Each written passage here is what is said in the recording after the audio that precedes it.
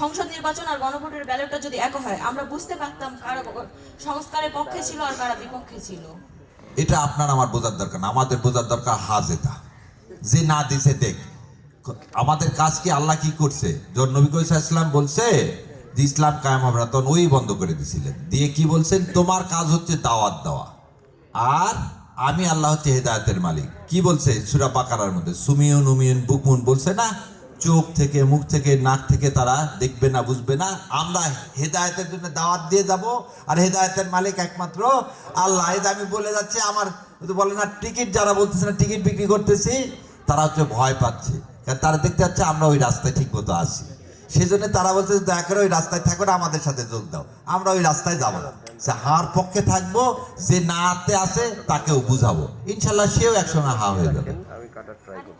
আর একটা বলে গণভোটের কথাগুলো যেগুলো আছে সংস্কারে, সেগুলা কি বইয়ের পৃষ্ঠাতে সীমাবদ্ধ থাকবে নাকি বাস্তবিকভাবে কাজ করবে? আচ্ছা, ওই হাদিকে দেখলেই ওই রক্ত যতক্ষণ আছে আমাদের মধ্যে, ইনশাল্লাহ হা যদি জয় লাভ করে তাহলে 180 দিনের মধ্যে এগুলো সব কার্যকর হবে ইনশাল্লাহ।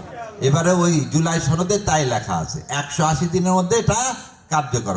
আর কার্যকর না হলে আমরা আবার সবাই মিলে আপনাদেরকে নিয়ে আমরা আবার রাস্তায় নামবো, এই তো, এর বাইরে তার কিছু হবে না ইনশাল্লাহ।